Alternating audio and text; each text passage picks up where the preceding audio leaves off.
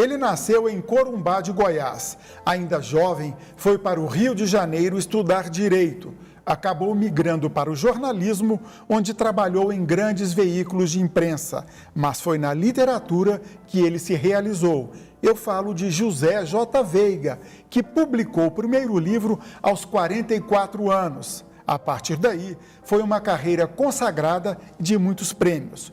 Para contar sobre a carreira deste goiano, traduzido em pelo menos 8 idiomas, convidamos um dos grandes amigos de José J. Veiga, o jornalista, escritor e professor Luiz de Aquino. Olá, um prazer ter você aqui com a gente, Todo Luiz. meu, uma alegria muito grande para falar do nosso grande contista, né, e romancista, o goiano que mais atravessou o Atlântico e outras fronteiras. Luiz de Aquino Alves Neto é geógrafo, jornalista, escritor e responsável pelo acervo de José J. Veiga, instalado no prédio do SESC, no centro da capital. É membro da União Brasileira dos Escritores, seção de Goiás e da Academia Goiana de Letras.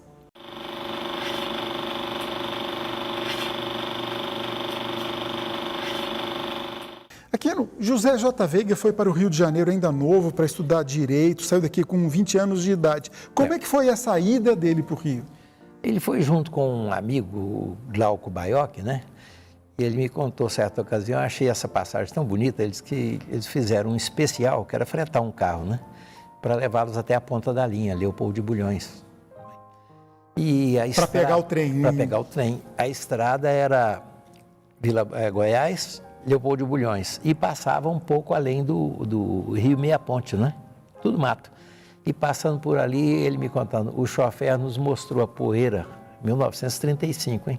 A poeira que se levantava, assim, ó, é aqui que estão construindo a nova capital. Ainda não se falava o nome, né? Goiânia. Olha que interessante, isso então em 1935. 35. Tá. E ele é de Corumbá de Goiás, Corumbá. Nasceu no mesmo ano de outro grande escritor goiano. Na mesma cidadezinha? Na mesma cidadezinha, Bernardo Ellis. Ele é 2 de fevereiro, Bernardo 15 de novembro. E eles tinham amizade, eles se relacionavam? Não. O jeito que você falou não, eu entendi que eles não se davam bem. Parece que não tiveram nenhuma proximidade pelo seguinte, certa vez o Zé Mendonça perguntou... José Mendonça Teles perguntou ao Bernardo, quando foi que a sua infância encontrou com a infância do Veiga em Corumbá? Ele respondeu assim, nunca não, porque ele morava na rua de baixo. Depois eu constatei as moradas. Era a mesma quadra, o Bernardo na rua de cima ali e o Zé numa casa, na mesma quadra, quase fazendo divisa com o quintal dele, na rua de baixo. A rua de baixo é aquela da igreja, certo? À frente da igreja Nossa Senhora da Penha. E noutra ocasião foi o Isanulfo Cordeiro que teria perguntado ao próprio José, você e o Bernardo foram amigos na infância? Assim, não, a mãe dele não deixava ele brincar com o menino pobre. Ah, então a história... Mas isso é bem típico da cidade interior, né? A rua de cima, a rua de baixo, o menino rico com o menino pobre, aquelas distâncias, né? Não se misturavam, né? Voltando para o Rio de Janeiro, ele foi locutor de rádio antes de trabalhar em jornais? Sim, se não me engano, ele estava numa chamada Rádio Guanabara, não sei qual é essa rádio hoje.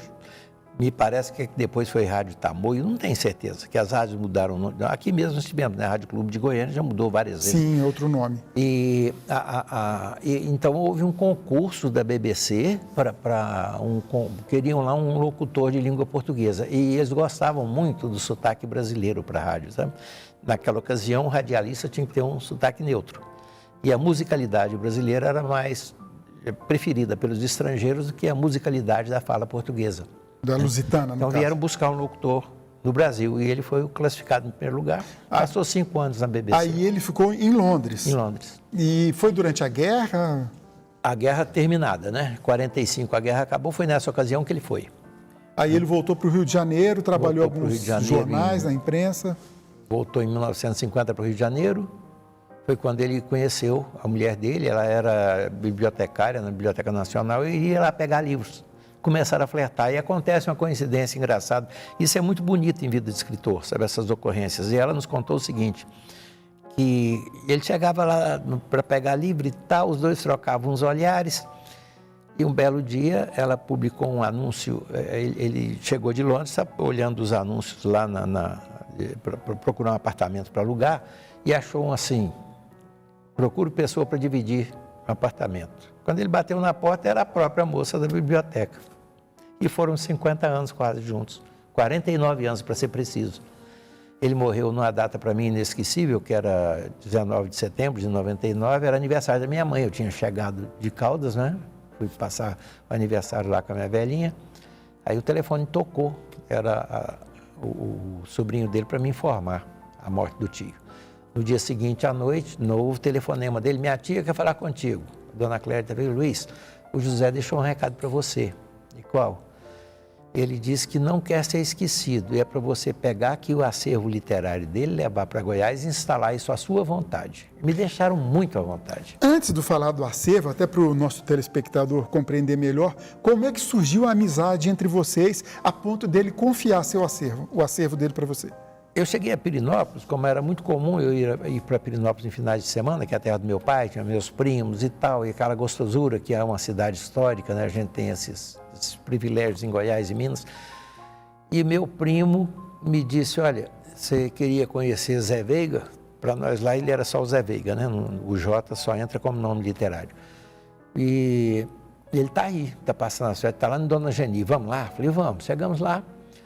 Ele nos atendeu, aquela timidez, aquela coisa, e eu, sem graça, quis justificar a sua desculpa. Eu vim aqui incomodar, né, amanhã do senhor e tal, mas é que eu também estou querendo lançar um livro de contos, queria conversar com ele. Ah, você é escritor? Levantou rápido. Eu levei um susto, né? Ele me chamou de escritor, o que é isso, né? E veio com um livro, Cavalinhos de Platiplanos, e autografou para mim. E nessa ocasião mesmo já pedi o endereço dele, depois escrevi, mandei meu livro quando ficou pronto, ele mandou uma cartinha bonita e ficou aquela coisa. Bom, ocorre que nesse mesmo dia o prefeito de Pirenópolis era o Altamir Mendonça, Zezico Mendonça. Ele me disse, olha, eu vou fazer um churrasco para o Zé Veiga lá na fazenda, você mais Luiz Antônio vão para lá para tocar um pouco para ele gosta também, aquela voz bonita, ele cantava com a gente, aquela coisa.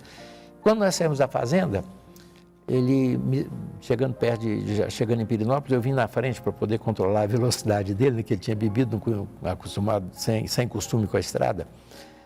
E ele buzinou, parei, o que foi? Vocês não vão dormir não, né? Devia ser umas 11 horas da noite. Falei, não, nós vamos tomar alguma coisa por aí e talvez fazer uma serenata. É isso que eu estou procurando. Aí o prefeito tinha dado para ele uma garrafa de pinga, ele já botou a garrafa de pinga na roda. Eu sei que quando o dia amanheceu, a garrafa de pinga já estava zerada e a gente já tinha tocado 1000 pelas ruas afora, né? Isso significa que ele nunca perdeu a identidade com Goiás, apesar de ter passado a maior parte da vida fora? Não perdeu. Quem lê a obra dele percebe que os cenários dele são cenários de Pirenópolis e Corumbá, principalmente. Eu, inclusive, para a nossa entrevista, eu estou relendo, né, a terceira vez que eu leio A Hora dos Ruminantes, uma obra magistral. E a gente está vivendo, né, Horas de Ruminantes de novo. Exatamente, estamos vivendo a Hora de Ruminantes. Tirar a boiada daí. Eu fechava os olhos e imaginava, poxa, o José J. Veiga está falando de Corumbá, de Pirenópolis, cidade de Goiás. Sim. É mais ou menos isso? É, as 3 cidades da vivência dele em Goiás, né? Goiânia ele não viveu Sim. como visitante só. Né? E ele, engraçado, ele não misturava o meio literário com o meio familiar dele, não. Quando ele chegava aqui para um evento literário, ele cumpria a agenda literária, quando acabava o compromisso, aí é que ele ia procurar os parentes. Um dos amigos dele, muito próximos, que ele procurava depois, era o professor Gomes Filho, saudosa memória também, né? E esse acervo que fica lá no Sesc, na Rua 19, né, no centro? Tudo que me foi entregue. E antes de vir para cá, uma bibliotecária de Minas Gerais, Dénia Diniz, ela me ajudou com isso. Quando eu contei para ela o que tinha acontecido, assim, deixa que eu vou para o Rio, eu estava aposentada, né, da Universidade Federal de Minas Gerais, pegou a menina dela de 12 anos, que hoje já tem 30, e foi com essa menina para lá, 30 não, estou exagerando, a menina tem uns 26 anos hoje, por aí, e foi com ela lá para o Rio de Janeiro e inventariou tudo, todas as peças, os cachimbos dele, os documentos, a carteira funcional, cartão de CPF, sabe? Tem uma carteira dele das seleções do Reader Digest. Ali que a gente vê o nome verdadeiro dele, José Veiga, no CPF também. O J entra como uma partícula numerológica. E quem inventou esse J aí que eu confesso a minha ignorância, eu não Alguns sabia. achavam que era Jacinto, que era o sobrenome da mãe dele, que ele tivesse esse nome. Não tinha. Porque quando a mãe se casou, isso ele contava também, o avô não queria que ela se casasse com o pai dele. E ela falou, se você casar com ela, com ele, eu não te considero mais minha filha. Eu falei, então eu também não vou usar seu nome. Tirou o sobrenome dela e ficou só Viga, né? E aí ele falou, não, o sobrenome da minha mãe era Jacinto. Ele olhou e falou, Jacinto não dá boa numerologia também. Mexeu daqui e dali e falou, o J dá, José J. Veiga. E ele não gostava que abreviassem JJ, sabe? E que nos perdoe os Jacinto, mas não daria um nome legal para... Não, também José Jacinto Veiga não soa bem, né? Um som não... E o J bateu bem, José J. Veiga, pronto, né? E quem quiser visitar, conhecer o acervo deles, vocês promovem palestras? Está dentro da biblioteca do SESC, para minha grande alegria. E ele enxugou bastante o acervo dele. Os livros dele não passam de 1.300, salvo engano, sabe? E agora tem muito papel, né? Muitos originais, a maquininha em que ele escreveu os primeiros livros, sabe? E você ficou com uma parte, tem até um objeto aqui que você trouxe, uma lembrança. Depois a gente vai dar um detalhe aqui. O que é isso aqui? É para cortar? Abrir envelope. A dona Clérida era artista plástica. Ela me deu junto com a mulher dele. Pouco depois da morte dela, ela me deu de presente os móveis de quarto deles, com um quadro que foi o trabalho de conclusão de curso dela, o TCC dela no Instituto de Belas Artes do Rio de Janeiro. Olha que interessante. Está lá em cima da minha esses cama. Móveis de quarto estão aonde? Quem dorme neles? Claro. Eu não ia abrir mão desse privilégio. Então... Agora, brincando aqui, será que o leito onde Veiga deitou te deu inspiração para alguma obra? Pode ser, viu? Não alcanço nunca a genialidade dele, né? Eu comentava com o Fausto agora há pouco, o José J. Veiga, certa vez vinha a Goiânia e me avisou da chegada, falou, eu vou te esperar no aeroporto. Quando eu cheguei no aeroporto, estava lá o José Fernandes. Aí o José Fernandes, não, eu vim buscá-lo porque eu quero que ele almoce lá em casa e tal, vamos para lá também. Fui para lá almoçar com eles e tal. E durante esse almoço surge a brincadeira, né? Dizem que você escreve realismo fantástico, eu não estou concordando com isso, não. E ele falou para o Zé também, eu também não.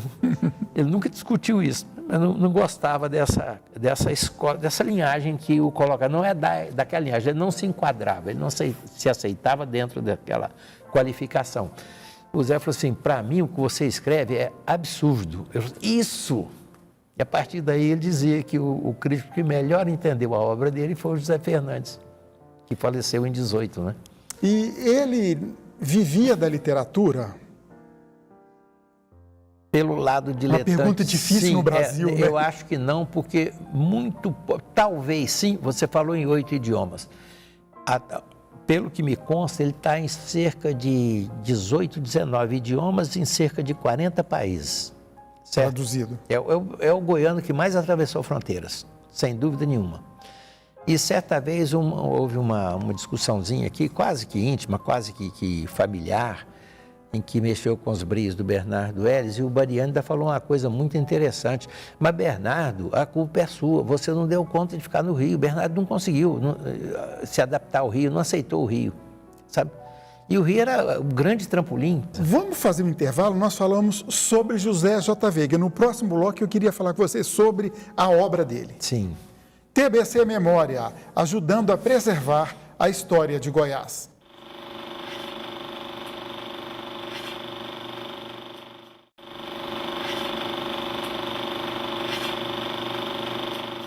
O TBC Memória conversa com o jornalista, professor e escritor Luiz Aquino. Falamos sobre o grande goiano José J. Veiga, o escritor goiano que, segundo o próprio Aquino, mais atravessou fronteiras, mais traduzido em outros idiomas. Agora vamos falar da obra de José J. Veiga. Vamos falar do começo da vida literária dele, aos 44 anos, Os Cavalinhos de Platiplanto. Curiosamente é o primeiro livro dele que eu ganhei, né? Que é justamente o livro de estreia dele, Cavalinhos de Platiplantos, 1959. Esse livro foi apreciado nos originais pelo Guimarães Rosa e tem uma passagem interessante entre eles, que é a questão do prefácio, né? Porque passado algum tempo ele ficou preocupado com aquilo e falou, o João não me devolve meus originais, será que meus contos estão tão ruins assim? Aí ele um dia falou, João, você não gostou e tal? O João falou, não, eu gostei muito, eu só não te entreguei ainda que estou com medo de você me pedir um prefácio, que eu não faço não gosto de prefácio, não, eu estava com medo de você escrever, eu também não gosto. Bom, tem essa passagem, curiosamente, o livro saiu e ele ficou com vergonha de sair de casa. Foi agora, eu lancei esse livro, eu não estou seguro desse livro, e se a crítica não gostar, como é que eu fico? Tá, uma semana depois, a empregada dele chegou, falou, seu José, o senhor viu? O senhor está no jornal hoje, ó, chamada na capa e tal, que ele pega o jornal, era o Globo, e o Antônio Olinto, de quem eu me tornei grande amigo também depois, sabe, fez um prefácio para mim espontaneamente, eu achei uma delícia. Esse era da editora? Brasileira, Academia Brasileira de Letras. Antônio Olinto fez uma crítica do Cavalinhos de Platiplanos jogando o Zé lá nas grimpas, né? E o Zé aí tomou coragem, saiu de casa, isso ele me contou. Aí eu fui para a rua, estive na banca de jornal, o pessoal me reconheceu, eu, né? Achei bom e tal. Passou. Chega o Antônio Olinto dando uma palestra em Goiânia, contou uma passagem, foi no primeiro evento literário. Após isso, o Zé chegou para ele e falou assim, o senhor me salvou. Falei, como assim?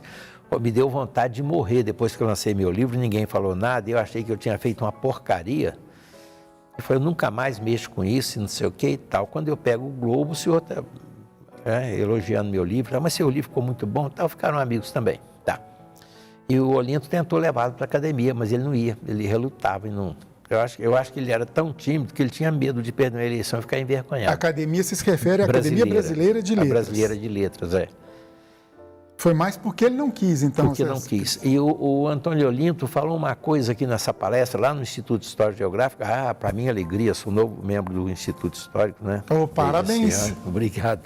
E aí o Antônio Olinto disse assim que a literatura brasileira abre o século XX com Machado de Assis e fecha com José J. Veiga. Eu acho que isso aí é um título de honra para Goiás.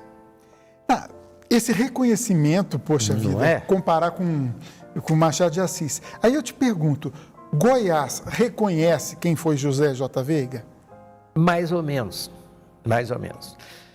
Eu comentava hoje com a minha querida Maria Helena Cheim, que na própria família Veiga, Pirenópolis e Corumbá têm orgulho deles.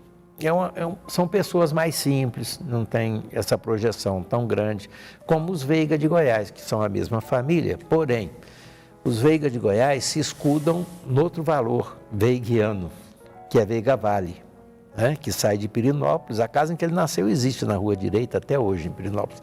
Vai para Goiás Velho, se casa com a filha do governador, deixa lá 2 troncos, né? Os Veiga Jardim e os Alencastro Veiga.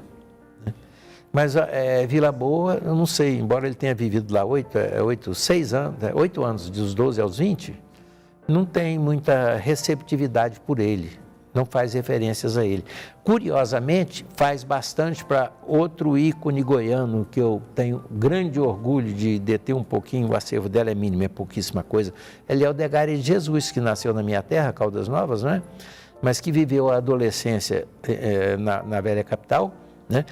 E ela era, curiosamente, 12 dias mais velha que a Cora. E as duas se tornaram amigas de adolescência, foram amigas até a morte de Leodegária, sabe? Sim, recentemente nós até fizemos um TBC Memória justamente sobre a Leodegária e a gente vê que a cidade de Goiás está resgatando investindo. Eu tentei em Caldas Novas, não consegui muito. Consegui que a Câmara concedesse uma comenda a Leodegária. Mas voltando ao José J. Veiga, o livro mais consagrado, mais famoso dele, com certeza é Hora dos Ruminantes, né? Eu até me preparando para essa entrevista, eu fiz a 3ª leitura, cada vez que eu leio esse livro, eu fico mais aficionado, né? Eu vou reler tudo, que tem bem uns 20 anos que eu não leio novidades. Fala de A Hora dos Ruminantes. É um livro dos anos, que época? Aqueles 50 e tanto, começo dos anos 70, né? E pode ser lido hoje, fazendo muitas ilações, né? Dá para falar. Eu senti As Horas dos Ruminantes em Caldas Novas, da década de 80 para 90, por aí, né? Estou sentindo A Hora dos Ruminantes em Pirenópolis, né? Com o advento de uma grande massa populacional nova, né? Pirenópolis, até pouco tempo atrás, girava em torno de 20 a 25 mil habitantes. Hoje parece que já passa dos 40 mil, né? Caldas Novas já está com 90 para 100 mil habitantes. Como é que você classifica a Hora dos Ruminantes enquanto literatura? É realismo fantástico mesmo? Eu vou ficar com o José Fernandes. É absurdo. Quando você vê uma cidade sendo inundada primeiro por cães, aliás, primeiro por estranhos, né? Depois por cães e depois por bois, né? Eu ficava imaginando aquela cena do menino saindo para passar um recado ou para comprar o pão ou qualquer coisa, andando em cima de bois. Eu me imaginava menino, né? Saindo da janela da casa do meu avô na Rua Direita, em Pirenópolis, né? Andando em cima de bois para chegar até a padaria ou para dar um recado para uma tia um pouco mais distante, sabe? As cenas do Veiga são coisas realistas e caem no realismo absurdo, que é justamente isso. Como é que uma cidade se enche de bois a tal ponto que as pessoas, para sair de casa, tinham que andar sobre eles? E ele é um pouco cinematográfico, muito. Né? O que significa aquela boiada? O que significa aquela cachorrada, né? E depois a gente vai cair na Sombra de Reis Barbudos também, que tem a mesma fantasia, a mesma alegoria. É uma coisa interessantíssima. Estamos até aqui com um exemplar da Sombra dos Reis Barbudos e que, assim como os outros aqui, tem dedicatória, né? Nos 4 livros que você trouxe aqui para a gente, tem a dedicatória do José J. Veiga. E outros livros dele que você aprecia, que não são tão famosos quanto estes? Olha, tem alguns tão interessantes, como o Almanac de Piumhi, é interessantíssimo, é mesmo um almanac, né? Na inspiração daqueles almanacs farmacêuticos lá, Biotônico Fontoura, Capivarol, não sei o quê, mais ou menos aquilo. E ele vai colher o nome curioso de uma cidade do interior de Minas, né? Piumhi. Né? É muito interessante. Outra também, ele tem uns contos... O óculos que caiu aí, mas não tem problema não. Não tem problema, é só eu não pisar em cima dele. Outra coisa interessante é aquela cidade subterrânea, né? Manarairema, debaixo da montanha, aquele mundo de Vaza Barros, interessantíssima, de jogos e festas, que ele mexe assim com o espírito jovem, alguma coisa assim. Até tem uma frase dele com que eu não concordo, e eu puxei esse assunto com ele, só deu uma risada, não quis comentar comigo, que ele diz assim que o jogo de sinuca, ele não desenvolve nada nas pessoas, não sei o que e tal. Fiquei pensando, mas é claro que sim. Eu sou um péssimo jogador de sinuca, eu sei que eu tinha que desenvolver um pouco mais as minhas noções de geometria. E a percepção, a sensibilidade, né? Essa coisa de transmitir o que se passa no seu cérebro para os terminais nervosos da ponta das mãos e tal. A leveza de se cutucar alguma coisa. Quando eu falei isso com ele, ele deu uma risadinha, coçou a orelha de novo e mudou de assunto. Além de que jogar sinuca tem que ter uma cervejinha ou uma cachaçinha do lado, né? Não, coisa que ele não abria mão. Senão não tem graça. Não abria mão. Se ele ganhasse uma garrafa de cachaça, ele não saía. Na intimidade, ele era um cara alegre, brincalhão, moleque. Ele levantava, dançava, sentava. A última vez que ele esteve aqui, lá em Pirenópolis, o nosso tempo está curtinho. 2 minutos. Ser bem rápido. A moça chegou com um tabuleiro desses de assar pão de queijo, assim, botou em cima da mesa e foi tirando um monte de xícaras que estavam em cima da mesa, de café e tal. E ele falou assim, como é que você tira essas xícaras daqui, menina? Eu vou lavar, tá tudo sujo e tal, mas você pegou a minha também? Mas a sua também está suja, eu vou lavar. Mas a minha você pegou errada. Eu não estava tomando esse café preto aí, não. Eu estava tomando o meu café indiano, que é um café branco, era uma xícara que estava cheia de pinga. E a garrafa de pinga que ele tinha ganhado aquele dia já estava aqui. Com esse fato curioso e engraçado, a gente termina a nossa entrevista. Aqui eu gostaria de agradecer muito a sua participação, parabenizar por esse trabalho de preservar. Foi um momento excelente de recordar alguns momentos maravilhosos vividos com esse grande amigo, que foi uma grande inspiração para mim. Perfeito. Mais uma vez, muito obrigado. Obrigado. E além do mais, do convívio, né? Quanto tempo que a gente não batia um papo. Com certeza. TBC Memória, ajudando a preservar a história de Goiás.